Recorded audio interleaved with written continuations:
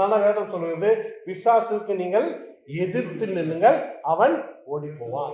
அவன் பிசாசுன்றவன் நிறைய நேரம் பிசிக்கலா வருகிறது இல்ல, எண்ணத்துல வருகிறான். அப்ப பிசாசை எதிர்க்கணும்னா நீங்க என்ன பண்ணும், அவன் சொல்றதுக்கு அப்படியே ஆப்போசிட்டா நீங்க உருவாக்க வேண்டும். ஹல்லேலூயா. அவன் சொல்றதுக்கு எப்படி நீங்க என்ன பண்ணும், ஆப்போசிட்டா. நிறைய நேரத்துல நான் பார்த்திருக்கிறேன், என்னைக்கு சோர்வாய் ஜபம் பண்ண வேண்டாம்னு என்னைக்கு எனக்கு தோணுதோ, எண்ணம் வருகிறதோ, அன்னைக்குதான் ஜபம் பண்ணும். அதனாலதான் வேதம் சொல்லுகிறது, ஆவி மாம்சத்துக்கு இருக்குது, ஆவி மாம்சத்துக்கு விரோதமாய் இருக்கிறது. மாம்சம் எப்படி இருக்குது, ஆவிக்கு விரோதமாய் செயல்படுகிறது. ஹல்லேலூயா. அங்கேயே அந்த கேன்சலிங் இருக்குது, அங்கேயே அந்த நாய்ஸ் கேன்சலிங் இருக்குது. அப்போ உங்களுடைய மாமிசம் எவ்வளவு பலவீனமாய் காணப்படுகிறதோ, நீங்க ஆவியிலே பலன் கொண்டு, அதனாலதான் வசனம் சொல்லுது, நான் ஆவியிலே பலன் கொண்டு.